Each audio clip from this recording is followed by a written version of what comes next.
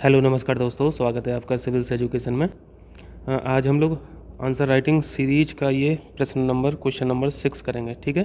और ये GS2 का क्वेश्चन है। GS2 में क्या क्या आता है ये सब देख लीजिए आप। भारतीय राज्य व्यवस्था यानी इंडियन पॉलिटी, इंटरनेशनल रिलेशंस और सोशल जस्टिस, ठीक है। ये जो क्वेश्चन है ये इंडियन पॉलिटी का क्वेश्चन है और बहुत इंपॉर्टेंट क्वेश्चन है। और आज मॉर्निंग में मैंने क्वेश्चंस चेक नहीं कर पाए थे यार आपके, तो शाम को कोशिश करूँगा कि मैं संख्या बढ़ा दूँ उसकी। तो जितना भी पेंडिंग है मैं शाम को कर दूंगा, ठीक है। तो इस क्वेश्चन को करते हैं। यहाँ पे पढ़िए, क्वेश्चन को पढ़िए। क्या एक साथ चुनाव, लोकतंत्र और संघवाद से समझौता है? विश्लेषण करना है।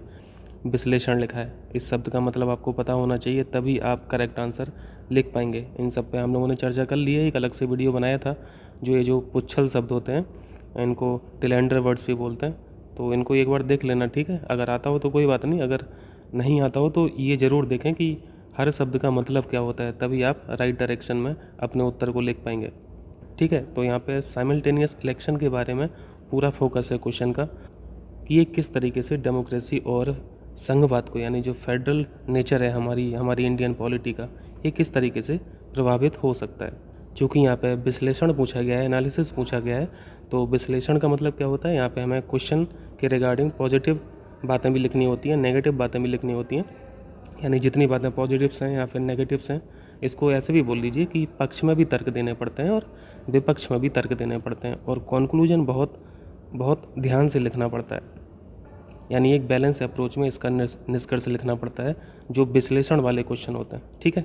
अब यहाँ पे माइंड में बनाइए, जल्दी से कोशिश कीजिएगा कि सॉल्यूशन देखने से पहले, चूँकि मैं तो यहाँ पे मॉडल आंसर आपको यहाँ पे बताता हूँ, तो आप वीडियो को पॉज करके पहले आपके माइंड में क्या क्या बातें आ रही हैं इस क्वेश्चन से संबंधित, वो सारी बातें एक जगह लिख लिया कीजिए इन शॉर्ट, फिर बाद में मैच कराया कीजिए।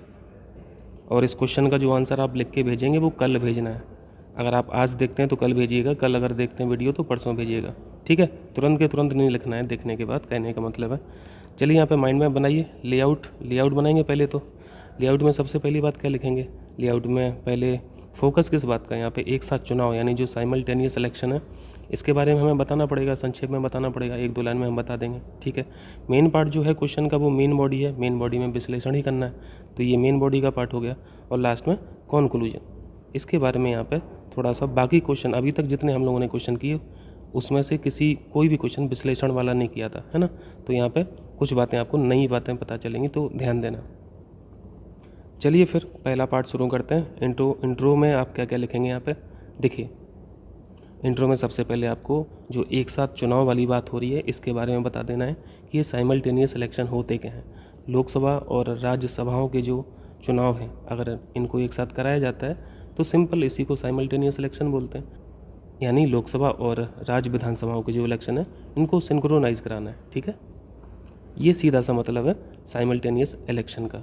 और ये भी ध्यान रखना है साथ में, यहाँ पे जो साइमल्टेनियस इलेक्शन की बात हो रही है, लोकसभा और राज्य विधानसभाओं की बात हो रही है, इनके इलेक्शन की बात हो रही है। राज्य विधानसभा यानी स्टेट लेजिस्लेचर, इंग्लिश वालों को अगर दिक्कत हो रही हो, लोकल बॉडीज़ के इलेक्शन शामिल नहीं है, ठीक है। तो ये आपको इंट्रोडक्शन में डालना है। और 1-2 बातें और आपको ऐड करनी है इंट्रोडक्शन में। जैसे नीति कमीशन ने जो बताया था कि लगभग हर एक साल में एक चुनाव होता है, ठीक है। कम से कम एक चुनाव तो हो ही जाता है। और साथ में ये भी डेटा दिया था नीति कमीशन ने कि ऑन एन एवरेज, अगर एवरेज की बात करें तो 4 से 5 असेंबली इलेक्शन हर साल होते हैं भारत में। तो इसी क्रम में जो एक साथ चुनाव होने की बात हो रही है, इसके क्या इम्पैक्ट पड़ेंगे, इस पे एक गहन विश्लेषण की आवश्यकता है। ये आप 2-3 बात ऐड करके अपना इंट्रोडक्शन बनाएंगे, क्लियर है। चूँकि यहाँ पर नीति कमीशन की रिपोर्ट भी रहेगी, तो नीति कमीशन के बिहाफ पे आप ये बात बोल रहे हैं तो ये ज़्यादा कारगर है, ठीक है। ये ज़्यादा वैलिड बात होगी आपके इंट्रोडक्शन में। चलिए अब मेन बॉडी पे बात करते हैं।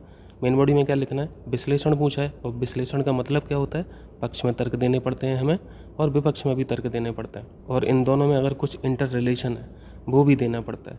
साथ में एग्जाम्पल्स की हेल्प से आपको अपनी बात प्रूव करनी पड़ती है। ये विश्लेषण होता है। तो सबसे पहले हम लोग पक्ष में तर्क की बात कर लेते हैं, पॉजिटिव्स की बात कर लेते हैं कि आप ये मान के चल रहे हैं। पॉजिटिव्स लिखना मतलब है कि आप ये मान रहे हैं कि एक साथ चुनाव होना चाहिए, ठीक है। इसके सपोर्ट में आप क्या क्या बताएंगे? और ये वैलिडेशन मिलेगी कहाँ से? ये मिलेगी रिपोर्ट से। जैसे इलेक्शन कमीशन की रिपोर्ट आई थी 1983 में, इस रिपोर्ट में भी बताया गया था कि ठीक है एक साथ चुनाव होना चाहिए, ये भी हम अपनी बात डाल देंगे। जस्टिस बीपी जीवन रेड्डी साहब थे, इन्होंने 1999 में बोला था कि एक साथ चुनाव होना चाहिए। यहाँ पे दोनों ने सेम बात कही है। फिर नीति कमीशन की एक रिपोर्ट आई 2015 में, ये भी इन दोनों की बात को इन्होंने समर्थन किया, सपोर्ट किया, इन्हीं के फेवर में बोला कि ठीक है एक साथ चुनाव होना चाहिए। तो यहाँ पे रिपोर्ट के माध्यम से बता दिया कि ये पक्ष के तर्क में बात हो जाएगी। देखिए, और यहाँ पे क्या बातें डाली जा सकती हैं, अगर एक साथ चुनाव होता है, एक साथ चुनाव अगर हो रहा है तो मैसिव एक्सपेंडिचर से बच जाएगी सरकार, है ना। बहुत ज़्यादा खर्चा जो होता है वो सरकार को नहीं करना पड़ेगा, यानी पब्लिक मनी जो है वो वेस्ट नहीं जाएगी, सेव हो जाएगी। देखिए, इसी शब्द को लेके आप दोनों जगह बात लिख सकते हैं, खर्चे को लेके। अगर एक साथ चुनाव होता है तो खर्चा घट जाएगा, ठीक है, ये पक्ष वाली बात हो गई। और एक साथ चुनाव नहीं होता है तो सरकार का खर्चा बहुत बढ़ जाता है, ये विपक्ष में तर्क हो गई। लेकिन यहाँ पे ध्यान देने वाली बात है, तो कोशिश कीजिएगा कि शब्दों का रिपीटेशन ना हो। जैसे आप यहाँ पे खर्चे वाली बात लिख दी है कि अगर एक साथ चुनाव होता है तो खर्चा बच जाएगा सरकार का, तो वहाँ पे विपक्ष में ये मत लिखिए कि खर्चा बढ़ जाएगा, ठीक है। वहाँ पे और भी बातें लिखने के लिए कोई दिक्कत नहीं है।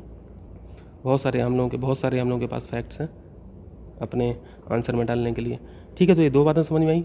यहाँ पे पॉजिटिव्स में आपने क्या दिया, आपने रिपोर्ट्स के माध्यम से अपने उत्तर को यहाँ पे वैलिडेशन कराया और फिर बताया कि खर्चा कम होगा, ठीक है, पब्लिक मनी वेस्ट नहीं होगी, ठीक है, सेव होगी। प्रशासन पर ज़्यादा ध्यान जाएगा सरकार का, क्योंकि एक ही बार में चुनाव हो जाएगा। जितने भी रिसोर्सेज यूज करने होंगे, जितना भी वर्कफोर्स यूज करना होगा वो एक ही बार में हो जाएगा, ठीक है। गुड गवर्नेंस आ पाएगी, ठीक है। ब्लैक मनी और ये जो करप्शन, इस पर लगाम लगेगा, ये सारी बातें आ जाएंगी।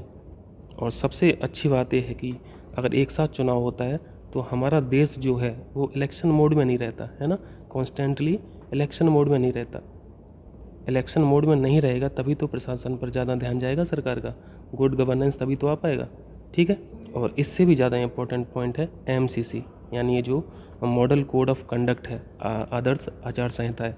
इसके बारे में हम लोग बेसिक बातें समझते हैं कि जब भी इसकी घोषणा की जाती है, चुनाव से पहले घोषणा की जाती है, तो ड्यूरिंग MCC, ड्यूरिंग आदर्श आचार संहिता, सरकार की जो कार्यप्रणाली होती है उसमें कोई भी इम्पोर्टेंट जो उनकी नीतियाँ होती हैं, महत्वपूर्ण नीतियाँ होती हैं, इनकी घोषणा नहीं की जाती है। और क्रियान्वयन का तो सवाल ही नहीं होता है, एग्जीक्यूशन होल्ड पर चला जाता है। यानी इस दौरान, आदर्श आचार संहिता के दौरान सरकार के कुछ भी काम नहीं होते। और अगर एक साथ चुनाव हो जाएगा तो एक ही बार लगेगी, आदर्श आचार संहिता है ना, एक ही बार लगेगी। तो जो भी होल्ड होना होगा, जो भी ऑब्स्ट्रक्ट होना होगा वो एक ही बार होगा। और अगर एक साथ चुनाव नहीं होगा, बार बार चुनाव होंगे, तो बार बार हमें MCC लगानी पड़ेगी, तो बार बार ये हॉल्टिंग होगी, ठीक है।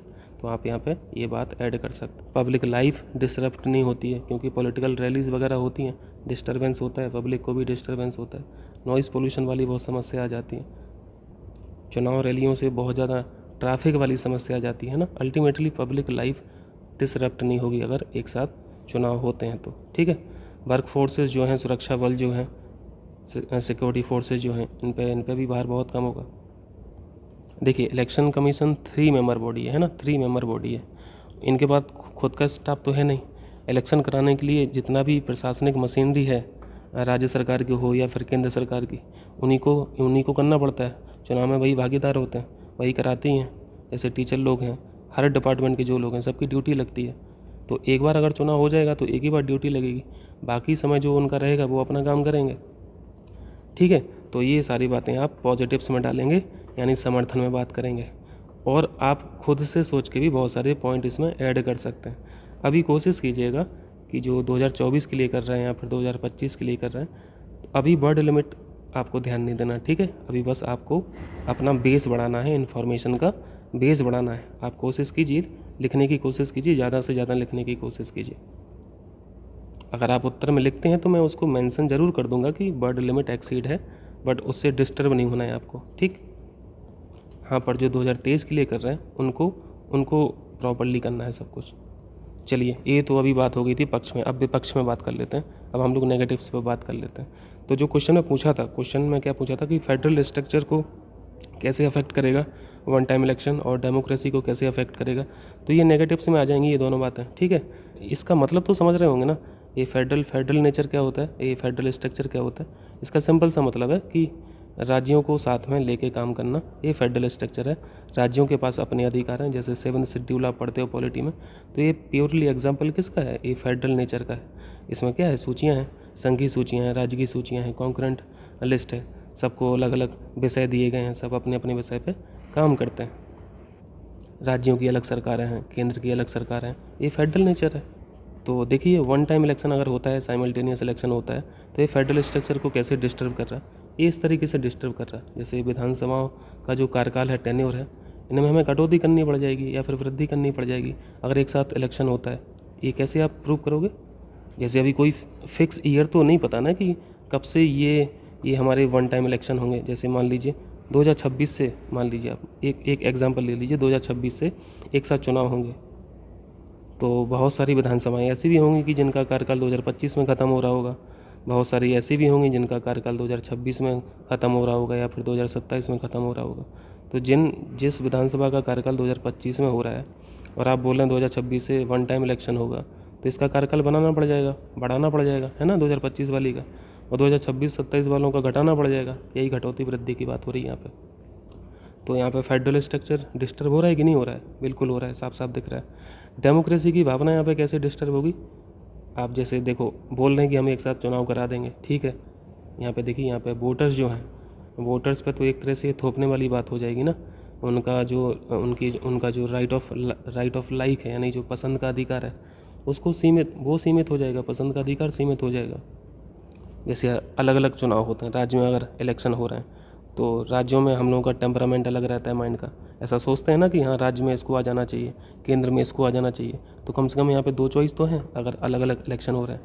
लेकिन एक साथ होगा तो ये जो चॉइस है, ये जो पसंद है, ये हमारी टूट जाएगी। फिर हमारी मजबूरी हो जाएगी इन दोनों में से, भले ये दोनों सही हैं, फिर मजबूरी हो जाएगी कि इन दोनों में से एक को चुनना। और वैसे भी जब अगर वर्ल्ड कप होता है तो फिर IPL कौन देखेगा, है ना, फिर वर्ल्ड कप ही देखेगा सब कोई। तो IPL को आप रीजनल पार्टी समझ लीजिए और वर्ल्ड कप को वन टाइम इलेक्शन समझ लीजिए, तो आपको क्लियर हो जाएंगी चीज़ें। रीजनल पार्टीज़ का बहुत बुरी तरीके से नुकसान हो जाएगा, है ना, क्योंकि जब एक ही इलेक्शन होना है तो पूरी भीड़ क्या होगी, उसकी एक पसंद बन जाएगी, है ना, एक पसंद बन जाएगी और भाग जाएगी पूरी भीड़ एक ही तरफ, एक ही डायरेक्शन में भागेगी। तो ये जो रीजनल पार्टीज़ हैं, इनका बहुत ज़्यादा नुकसान हो सकता है। और ये भी तो नहीं है ना कि अगर एक साथ इलेक्शन हो भी गया तो सब कुछ सही चलेगा, इसकी भी कौन सी गारंटी है। जैसे 2026 में इलेक्शन हुआ, ठीक है, अगला चुनाव होगा 5 साल बाद, यानी 2031 में, तो ये क्या गारंटी है कि 2027 में कोई सरकार गिरेगी नहीं या 2028 में कोई सरकार गिरेगी नहीं? गठबंधन की सरकार का सीन है ना। भारतीय राज व्यवस्था में क्या है, इंडियन पॉलिटी में क्या है, भारतीय राजनीति में क्या है, भारतीय राजनीति का जो सबसे बड़ा जो गुण है वो है गठबंधन का सरकार। और गठबंधन के बारे में आप लोग समझते हैं कि अगर किसी एक पार्टी ने हाथ खींच लिया तो फिर जो रूलिंग पार्टी है वो तो फिर बहुमत में नहीं रह जाएगी ना, तो फिर इस्तीफा देना पड़ेगा। तो ये कैसे हम मोहर लगा पाएंगे इस बात पे कि सब कुछ सही ही चलेगा, ठीक है। तो ये भी एक स्ट्रॉन्ग पॉइंट है विपक्ष के लिए, विपक्ष में तर्क के लिए ये स्ट्रॉन्ग पॉइंट है आपके पास। ये सारी बातें आपको विपक्ष में डालनी है। अगर आपके माइंड में और भी अच्छे फैक्ट्स आ रहे हैं तो वो भी आप डाल सकते हैं, ठीक है। अब यहाँ पे कंक्लूजन देखिए, कंक्लूजन आपको बहुत ध्यान से यहाँ पे लिखना है, ठीक है। एक बैलेंस अप्रोच होना चाहिए आपको। यहाँ पे ऐसा नहीं लिखना है कि हाँ एक साथ अगर चुनाव, मतलब इस डायरेक्शन में आपको अपना उत्तर नहीं लिखना है कि हाँ कि उत्तर को पढ़ते समय ऐसा लगे कि हाँ आप वन टाइम डायरेक्शन को सपोर्ट कर रहे हैं या फिर पूरी तरीके से उसको रिजेक्ट कर रहे हैं, ऐसा नहीं लगना चाहिए। आपका एक बैलेंस अप्रोच होना चाहिए। आपको नहीं लिखना है अप्रोच में कि ये संघवाद को डिस्टर्ब कर देगा या फिर ये डेमोक्रेसी की भावना को हर्ट करेगा। आपको पूरी तरीके से वन डायरेक्शन में उत्तर नहीं लिखना है। यहाँ पे बैलेंस अप्रोच की मैं बात कर रहा हूँ, तो बैलेंस में आपको क्या लिखना है कि हमें एक ऐसा सॉल्यूशन निकालना है कि हमारा सरकार का खर्चा भी बच जाए, हमारी डेमोक्रेटिक जो फीलिंग्स हैं वो भी बनी रहें, हमारा जो फेडरल नेचर है वो भी स्टेबलिश रहे, स्थापना उसकी बनी रहे। ये सारी बातें आपको डालनी है। जैसे डेमोक्रेसी और फेडरलिज्म यानी संघवाद के जो सिद्धांत हैं, प्रिंसिपल्स हैं, इनको कोई नुकसान ना हो, इस तरीके का सॉल्यूशन हमारे पास होना चाहिए, ठीक है। वी नीड, हम लोग को ज़रूरत क्या है, ये तो बेसिक बातें हो जाएंगी कि अमेंडमेंट की ज़रूरत पड़ेगी, अदर कानून और भी जो कानून है, अन्य कानून है, इनकी ज़रूरत पड़ेगी। अगर ये एक साथ चुनाव लागू कराने के लिए अगर बात होगी तो ठीक है, अमेंडमेंट करना पड़ेगा संविधान में, ये बात ठीक है। साथ में आपको बैलेंस वाली जो बात है वो ये लिखना है, ठीक।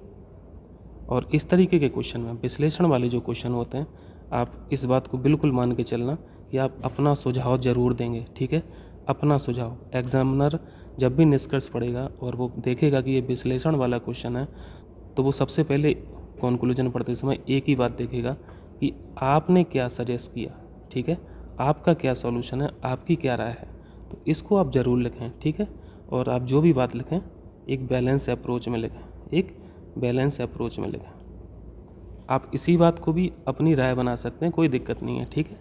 इसी बात को आप अपनी राय बना सकते हैं, मतलब आप निष्कर्ष में लिखेंगे ये मेरी राय में, मेरी राय में ये शब्द होना चाहिए। और आपकी राय कुछ और हो तो आप वो भी लिख सकते हैं। क्लियर है? तो ये आज का क्वेश्चन होगा। मैं उम्मीद करता हूँ कि आपको समझ में आया होगा सारी बातें, और इसको बढ़िया से लिखिए, ठीक है। चलें फिर मिलते हैं अगले क्वेश्चन में।